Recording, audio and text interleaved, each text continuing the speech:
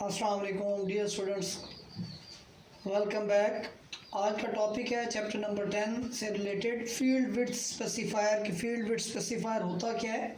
Field width specifier is used to specify the number of columns in which the value is printed. ये basically आपकी screen जो होती है monitor की, वो in the form of rows and columns split हुई होती है। आपकी जो फील्ड विड्थ स्पेसिफायर है ये बताता है कि आपकी आउटपुट स्क्रीन पर किस जगह पर डिस्प्ले होनी है।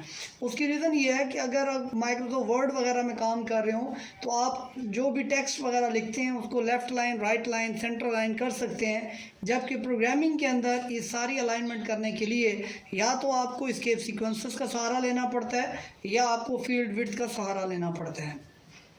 तो फील्ड विड्थ स्पेसिफायर जो है बेसिकली इसके अंदर ये चीज़ डिस्कस की जाती है कि कौन से नंबर ऑफ़ कॉलम्स जो हैं वो आउटपुट डिस्प्ले करने के लिए इस्तेमाल किए जाएंगे।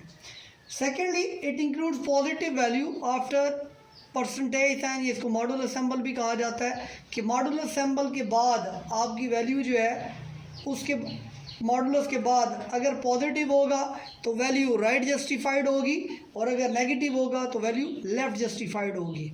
अब ये जो मॉडुलस है आपका,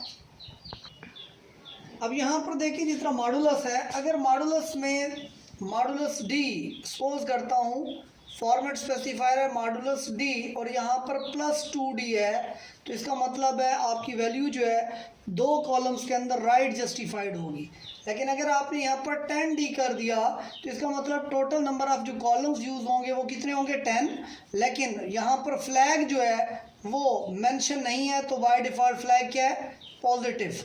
जब पॉजिटिव होगा तो वैल्यू क्या होगी, राइट जस्टिफाइड होगी।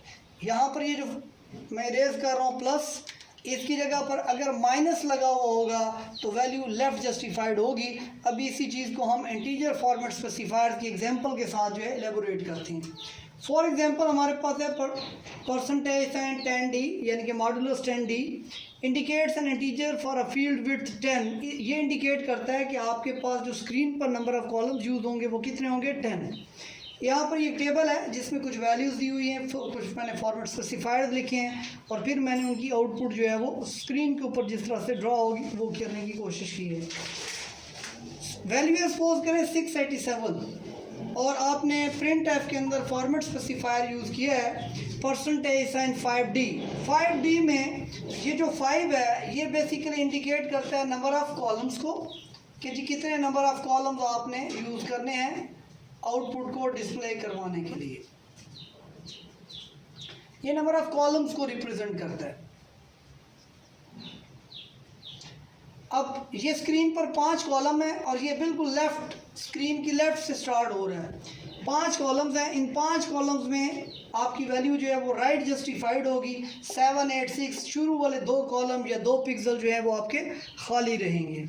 इसी तरह 987 मॉडुलस 10d है, तो यहाँ पर देखें अब हमारे पास नंबर ऑफ़ कॉलम्स कितने हैं 10 और वैल्यू जब राइट जस्टिफाइड होगी तो आप आउटपुट स्क्रीन पर देखेंगे आपको इतना ज़्यादा गैप नज़र आएगा और गैप के बाद 987 जो है वो प्रिंट होता हुआ नज़र आएगा। उसके बाद है 987 मॉडुलस -10d। -10d में कॉलम्स उतने ही रहेंगे लेकिन आपकी वैल्यू जो है इस फ्लैग माइनस होने की वजह से, ये फ्लैग है, जब ये फ्लैग माइनस होता है तो वैल्यू क्या होती है, लेफ़्ट जस्टिफाइड होती है। तो आपकी बिल्कुल स्टार्ट के अंदर आएगी 987 और जब इसके बाद कुछ प्रिंट करवाएंगे तो वो ये 7 पिक्सल्स का दरमियान में गैप आएगा, 7 कॉलम्स का गैप आएगा, उसके बाद जो है वो प्रिंट होगा। इसी तरह नेक्स्ट है आपके पास 8134 मॉडुलस 2d। अब नंबर ऑफ़ कॉलम्स 2 हैं जबकि जो नंबर्स प्रिंट करवाने हैं उसके अंदर 4 हमारे पास डिजिट्स हैं, तो 2 डिजिट एक में हो सकते हैं, 2 एक में हो सकते हैं। ऐसा भी हो सकता है, ऐसा भी हो सकता है कि एक में सिर्फ 8 हो और दूसरे में 8, 1, 3, 4 3 हो। जिस तरह मर्जी ये एडजस्ट किया जा सकता है या ऑटोमेटिकली, लेकिन नंबर ऑफ़ कॉलम सिर्फ 2 यूज़ होंगे। 384 मॉडुलस 1d, इसका मतलब नंबर ऑफ़ कॉलम कितना होगा 1। जितनी मर्जी बड़ी आउटपुट होगी ये ऑटो एडजस्टेबल होता है फील्ड, तो ये खुद ब खुद एक्सपेंड होकर आउटपुट जो है वो सारी एक ही कॉलम के अंदर शो करवाएगा। -384 modulus 7D। Number of columns कितने यूज होंगे? 7। अब यहाँ पर गौर कीजिएगा, ये जो माइनस है ये माइनस नंबर के साथ लगा हुआ है, ये माइनस आउटपुट स्क्रीन पर प्रिंट होगा, जबकि ये वाला जो माइनस होता है फॉर्मेट स्पेसिफायर के अंदर, ये स्पेस बेसिकली इंडिकेट करता है कि आपकी वैल्यू लेफ्ट जस्टिफाइड होगी या राइट। अगर प्लस होगा तो वैल्यू राइट जस्टिफाइड होगी, माइनस होगा तो वैल्यू लेफ्ट जस्टिफाइड होगी। अब यहाँ पर देखिए -384 है, मॉडुलस 7D, 7 कॉलम्स बनाए गए, 7 कॉलम्स में ये माइनस भी प्रिंट हो रहा है, 384 शुरू वाले 3 जो है वो खाली रहेंगे। लेकिन अगर इसी को हम लिखिए -384 मॉडुलस -7D तो कॉलम 7 ही रहेंगे, वैल्यू इसकी चूँकि यहाँ पर -7 मेंशन है वैल्यू में तो माइनस भी प्रिंट होगा, 384 और लास्ट वाले 3 कॉलम्स जो है वो खाली रहेंगे। उसके बाद है 384 मॉडुलस -7D, इसमें नंबर ऑफ कॉलम्स जो हैं वो 7 ही रहेंगे, लेकिन चूंकि वैल्यू के साथ माइनस नहीं है तो आउटपुट स्क्रीन पर भी माइनस शो नहीं होगा, लेकिन फ्लैग चूंकि माइनस है तो आपकी वैल्यू क्या होगी? वैल्यू क्या होगी? लेफ्ट जस्टिफाइड होगी। वैल्यू क्या होगी? Left justified.